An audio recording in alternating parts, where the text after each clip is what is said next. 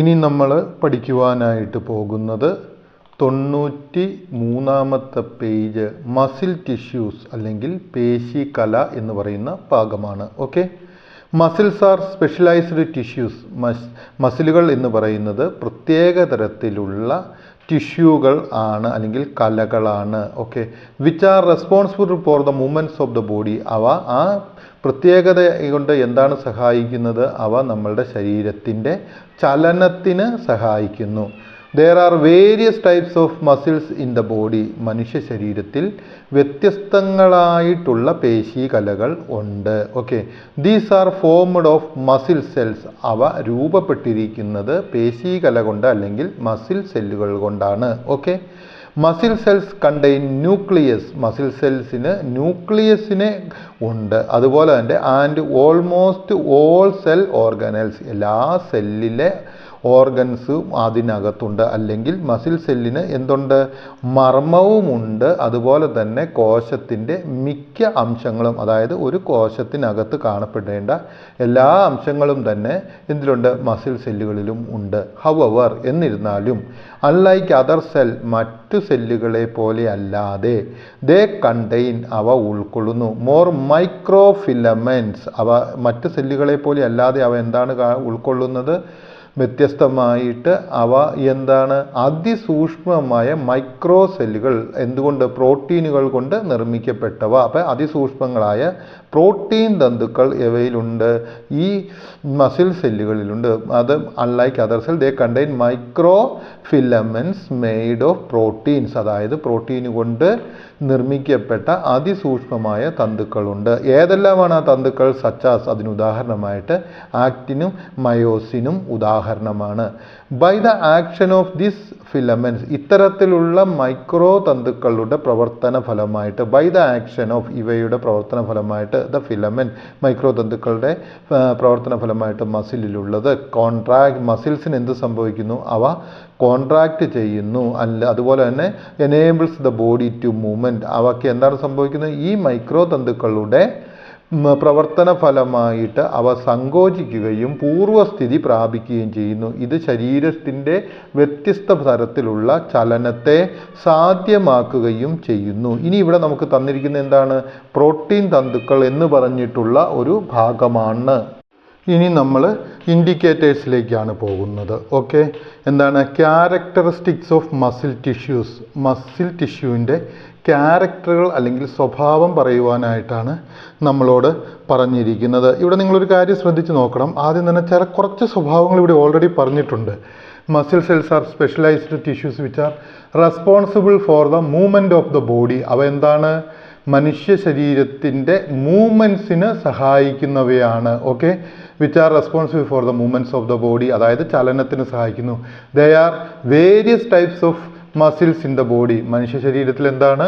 അവ വ്യത്യസ്തത്തിലുള്ള മസിൽ ടിഷ്യൂസുകളുണ്ട് അല്ലെങ്കിൽ മസിൽ ടിഷ്യൂസ് ഉണ്ട്.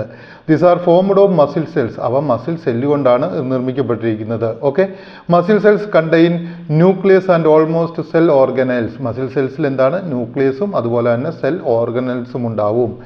എന്നിരുന്നാൽ തന്നെ unlike other cells they contain more microfilaments made of protein such as actin and myosin. അതായത് നിങ്ങൾ മനസ്സിലാക്കുക, സൂക്ഷ്മ തന്തുക്കൾ കൊണ്ട് നിർമ്മിക്കപ്പെട്ടിരിക്കുന്നവയാണവ. അവയിൽ എന്താണ്? ആക്റ്റിനും മയോസിനും അതിന് ഉദാഹരണങ്ങളാണ്. അതുപോലെ തന്നെ actions of these filaments helps muscle cells to contract and relax. ഇതിൻ്റെ പ്രവർത്തനങ്ങൾ ഈ മസിൽ സെല്ലുകളെ കോൺട്രാക്റ്റ് ചെയ്യുവാനും റിലാക്സ് ചെയ്യുവാനുമായിട്ട് സഹായിക്കുന്നു.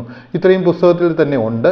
അതോട് കൂടുതലായിട്ട് നമുക്ക് എഴുതാവുന്നതാണ്. ഇനി ഓരോന്ന് ഘട്ടം ഘട്ടമായിട്ട് എഴുതുവാണെങ്കിൽ ഒന്നാമതായിട്ട് നമുക്ക് എഴുതാം കോൺട്രാക്റ്റിലിറ്റി. അതായത് മസിൽ സെൽസിന് എന്തുണ്ട്? കോൺട്രാക്റ്റിലിറ്റി ഉണ്ട്. കോൺട്രാക്റ്റിലിറ്റി എന്ന് വെച്ച് കഴിഞ്ഞാൽ എന്താണ്? It is the ability of the muscle cell. ഇത് മസിൽ സെല്ലുകളുടെ ഒരു കഴിവാണ്. എന്താണ്? Cells to forcefully shorten. അവ പ്രത്യേകമായിട്ട് ചെറുതാകുന്നതിനും. കോൺട്രാസിലിറ്റി അലൗസ്, ഈ കോൺട്രാസിലിറ്റി അതുപോലെ തന്നെ എന്ത് ചെയ്യുന്നു? Muscles tissues to pull on is attachment point and shorten with force. അവ എന്ത് ചെയ്യുന്നു? ചെറുതായി തീരുവാനുള്ള ഒരു കഴിവ് മസിൽ സെല്ലുകൾക്കുണ്ട്. രണ്ടാമത്തത് ഏതാണ്? എക്സ്റ്റെൻസിബിലിറ്റി. എക്സ്റ്റെൻസിബിലിറ്റി എന്ന് വെച്ച് കഴിഞ്ഞാൽ എന്താണ്?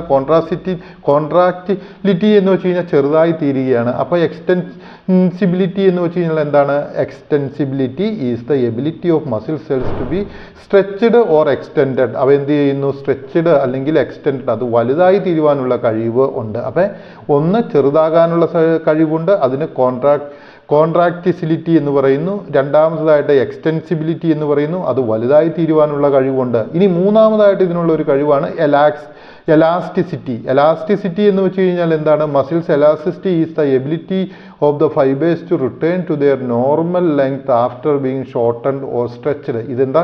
ഒന്ന് നമുക്കത് വലുതായി തീരും, അത് എക്സ്റ്റെൻസിബിലിറ്റി. രണ്ടാമത്തത് കോൺട്രാക്റ്റിസിലിറ്റി, അതിൽ ചെറുതായി തീരുന്നു. ഇത് രണ്ടും കഴിഞ്ഞതിന് ശേഷം ഇതിൻ്റെ പൂർവ്വസ്ഥിതിയിലേക്ക് വരുന്നതിനെയാണ് എലാസ്റ്റിസിറ്റി എന്ന് പറയുന്നത്. അപ്പം ഇതിന് എലാസ്റ്റിസിറ്റിയിലേക്ക് പൂർവ്വസ്ഥിതിയിലേക്ക് വരാനുള്ള കഴിവുണ്ട്. ഇനി നാലാമതായിട്ട് ഏതാണ്?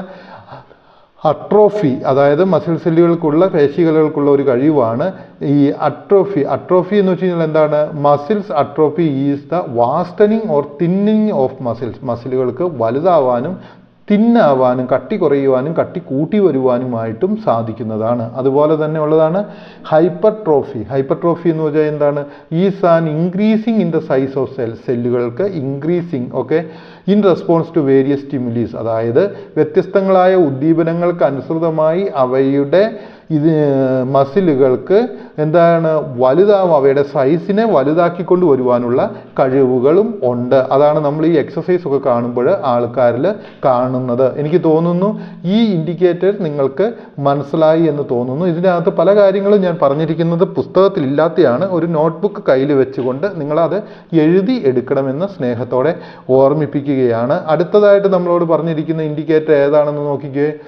Proteins in muscle cells and their importance. നമ്മളോട് പറഞ്ഞിരിക്കുന്ന ഏതാണ്? പ്രോട്ടീൻസ്. മസിൽ സെല്ലിലുള്ള പ്രോട്ടീനും അവയുടെ പ്രാധാന്യവും ആണ് ചോദിച്ചിരിക്കുന്നത്. ഏതൊക്കെയാണ്? Main proteins in the muscle cells R actin and myosin. അപ്പോൾ നമ്മൾ ഓൾറെഡി പഠിച്ചു ഏതെല്ലാമാണ് ഈ മസിൽ സെല്ലുകളിലുള്ള മെയിൻ പ്രോട്ടീനായിട്ടുള്ള ഏതെല്ലാമാണ്? ആക്റ്റിനും മയോസിനുമാണ് ഏത് മെയിൻ പ്രോട്ടീനുകളായിട്ട് മസിൽ സെല്ലുകളിലുള്ളത്. അപ്പോൾ ഇനി അതിനെക്കുറിച്ച് പറയുകയാണ്. ആക്റ്റിൻ്റെ ഫങ്ഷൻ എന്താണ്? ആക്റ്റിൻ്റെ ഫങ്ഷൻ എന്താണ്? It provide mechanical support. ഇത് എന്താണ് ചെയ്യുന്നത്? ഒരു മെക്കാനിക്കൽ സപ്പോർട്ട് നൽകുന്നു. ഡിറ്റർമൈൻ സെൽ ഷേപ്പ്, അതായത് സെല്ലിൻ്റെ ഷെയ്പ്പിനെ എങ്ങനെയായിരിക്കണമെന്ന് തീരുമാനിക്കുന്നു. And allows movements of the cell surface. സെല്ലിൻ്റെ മുകളിലുള്ള മൂവ്മെൻറ്റുകളെ എന്ത് ചെയ്യുന്നു? ആക്റ്റിൻ സഹായിക്കുന്നു. Thereby enable the cell to migrate, engulf particles and divide. അതുകൊണ്ട് തന്നെ എന്ത് ചെയ്യുന്നു? ആ സെല്ലുകളെ മൈഗ്രേറ്റ് ചെയ്യുവാനായിട്ടും എൻഗൾഫ് ചെയ്യുവാനായിട്ടും പാർട്ടിക്കിളിനെ എല്ലാം ഉൾക്കൊള്ളുവാനായിട്ടും ഡിവൈഡ് ചെയ്യുവാനും എല്ലാമായിട്ട് എന്ത് സഹായിക്കുന്നു? ഈ ആക്റ്റിൻ എന്ന് പറയുന്ന ഫൈബർ സഹായിക്കുന്നു. രണ്ടാമതായിട്ട് നമ്മൾ ഏതാണ് കാണുന്നതെന്ന് നിങ്ങൾ കണ്ടു. മയോസിൻ എന്ന് പറയുന്ന ഫൈബറാണ്. മയോസിൻ എന്താണ് ചെയ്യുന്നത്? It converts chemical energy from the form of ATP to mechanical energy. ഈ സെല്ലുകൾക്ക് എന്താണ് വേണ്ടത്? ഊർജം വേണം. ഈ ഊർജത്തിന് എന്ത് ചെയ്യണം? ഊർജത്തിൻ്റെ കൺവേർഷൻ നടക്കണം. അപ്പം എനർജി ഫ്രം ദ ATPയിൽ നിന്നുള്ള ഊർജത്തെ കൺവേർട്ട് ചെയ്ത് മെക്കാനിക്കൽ, അതായത് കെമിക്കൽ എനർജിയെ മെക്കാനിക്കൽ എനർജിയായിട്ട് കൺവേർട്ട് ചെയ്യുന്നു. This energies generates force and movement. ഇത്തരത്തിൽ എനർജി ഉൽപ്പാദിപ്പിക്കപ്പെടുന്നത് കൊണ്ടാണ് ശക്തിയും ചലനവും പേശികൾക്ക് കിട്ടുന്നത്. എനിക്ക് തോന്നുന്നു നിങ്ങൾക്ക് ആ ഭാവം മനസ്സിലായി എന്ന് തോന്നുന്നു.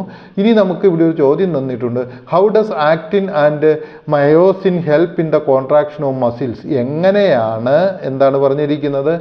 എങ്ങനെയാണ് ആക്റ്റിനും മയോസിനും പേശിയുടെ സങ്കോചത്തെ സഹായിക്കുന്നത് എന്നുള്ളതാണ് നമ്മളോട് ചോദിച്ചിരിക്കുന്നത്. എങ്ങനെയാണ് പേശിയുടെ സഹായത്തെ ഇത് രണ്ടും സഹായിക്കുന്നത് എന്ന് ചോദിച്ചിരിക്കുന്നത് ഒരു പ്രധാനപ്പെട്ട ചോദ്യമാണ്. നിങ്ങൾക്ക് ഓൾറെഡി അത് മനസ്സിലായിട്ടുണ്ട് എന്ന് എനിക്ക് തോന്നുന്നു. പേശിയുടെ സഹായത്തെ അത് എങ്ങനെയാണ് ചെയ്തിരിക്കുന്നത് ഇത് ഓൾറെഡി പറഞ്ഞു. ഈ പേശിയിൽ എന്താ ചെയ്യുന്നത്? Provide mechanical support, determines shape and allows the movements of cell surface. ഒന്നാമതായിട്ട് എന്താണ് ചെയ്യുന്നത്?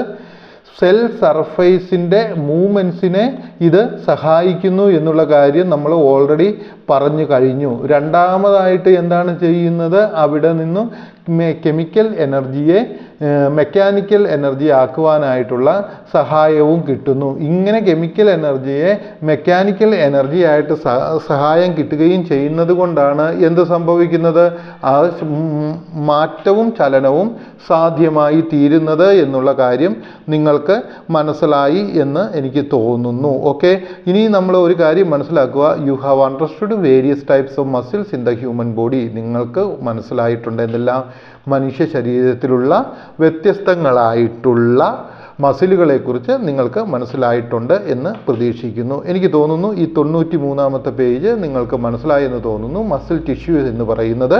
ഇനി നമുക്ക് അടുത്ത വീഡിയോയിലേക്ക് പോകാവുന്നതാണ്.